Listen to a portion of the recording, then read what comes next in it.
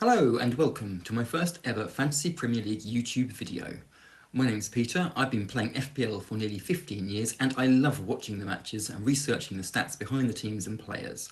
Hopefully, the videos on this channel can enable both you and I to get an edge over our friends in our own mini-leagues.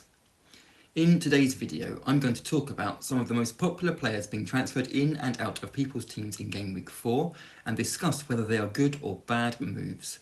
So thanks for checking my channel out and please click the like button and hit subscribe if you enjoy what you see. Let's start with the most transferred in player this game week, João Pedro, who already has over 750,000 new owners. As a 5.7 million forward who is on penalties, he could be great value during the course of this season, and having reached 90 minutes more often than not in his first 3 matches, he appears integral to the Brighton attack and looks likely to hold on to his starting place, at least in the near future, all of Brighton's attacking options. He's also scored 2 goals already this season, so being a player in demand sounds understandable, but I am less convinced about him being a good transfer in this week unless it's as a short-term punt. I like to use expected goals and expected assist stats for players as an indicator of the quality of goal scoring chances that they have been getting for themselves or creating for their teammates. Nice to be good predictors as to how a player may perform in upcoming matches, and we can see them on the screen now. So, far this season, João Pedro has 0.31 expected goals, XG, per 90 minutes, and 0.18 expected assists, XA, per 90 minutes, which is okay for a 5.7 million forward, without being exceptional.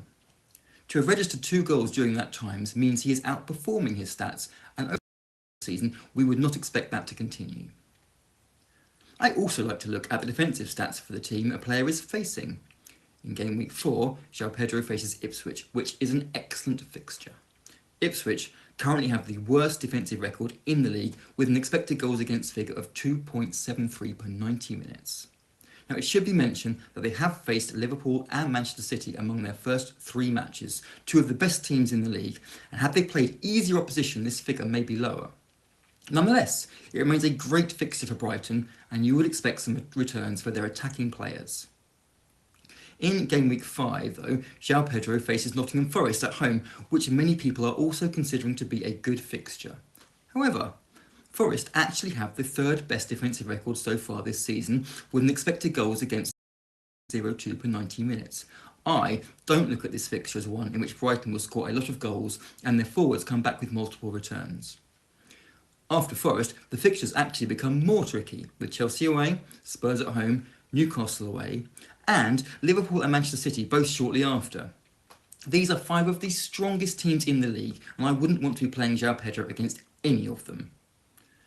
Pedro also got a late call-up to the Brazilian national team during the international break, and although he only played 45 minutes of football away in South America, he had a long 16-hour flight home yesterday, and although I think it is likely he starts Game Week 4, it wouldn't be a surprise if he ended up not playing the full 90 minutes.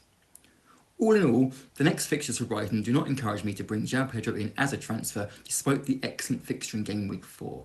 The one circumstance in which you might consider him would be if it was for a 1 or 2 game week punt, as I mentioned earlier. There are many managers considering a Game Week 6 wildcard, and bringing him in solely for the excellent Ipswich fixture, followed by Forest at home before taking him out on your wildcard could potentially be a good strategy, although it's not one I'm considering myself. Similarly, his teammates Danny Welbeck, who is also a 5.7 million forward, Kaoru Mitoma, a 6.6 million midfielder, and Yankuba Minte, a 5.5 million midfielder, all look to have good minutes over Game Week 4 and 5, and like João Pedro, could be worth risking for a 2-week punt with the plan to take them out again on a Game Week 6 wildcard. Both Welbeck and Mitoma have a higher XG than João Pedro, but neither have penalties, which makes Pedro my slight preference, but now it's up to you guys. The second most popular transfer in this week has been Luis Diaz, also with over 750,000 new owners. Based on the first 3 game weeks, which is only a small sample size, Liverpool are currently the best attacking side in the league with expected team goals of 2.92 per 90 minutes, which is very impressive.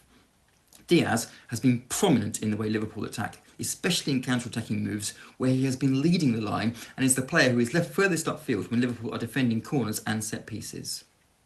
Although Diaz is not seeing out the full 90 minutes in games, as Liverpool have a wealth of attacking options, his great form this season means he is likely to start most games and get enough minutes to continue to return good FPL points in the coming game weeks.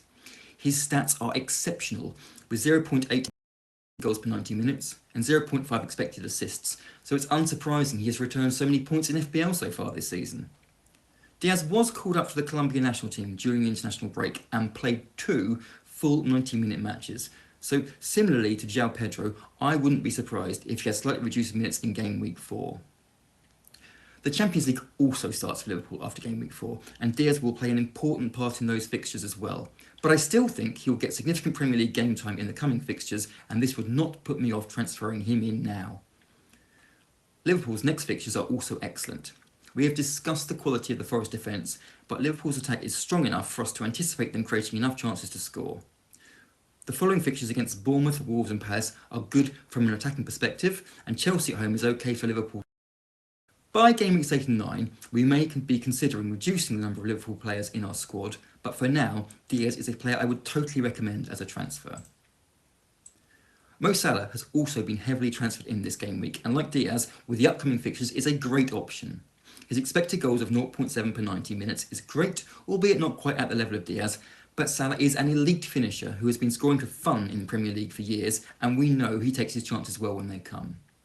Salah regularly plays the full 90 minutes, and any substitutions for him in matches tend to be late on in games, so he is getting more minutes than other Liverpool attackers, and I wouldn't expect this to alter much despite the Champions League beginning soon. 0.7 million, he can be tricky to fit into our squad structure, especially if you have Erling Haaland. But if he's affordable for you, he's an excellent transfer in this week. Briefly, I'll mention Diogo Jota too, who has actually been transferred out by more than 300,000 people this game week, despite also putting up excellent stats in the first 3 weeks. With 0.71 expected goals and 0.29 expected assists, I would be almost as happy to bring him in as Luis Diaz this week, and certainly wouldn't be looking to sell him before his run of great fixtures.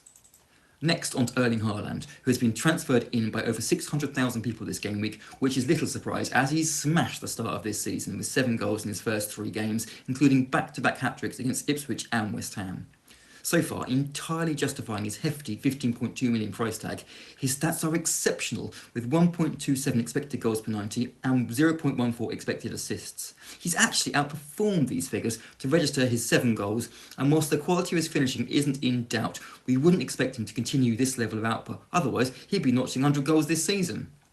A drop-off has happened before, and is inevitable at some point again. So although his next game is a good home fixture against Brentford, and one I certainly for if I owned him, game week 5 is at home to Arsenal, which is one of his toughest fixtures.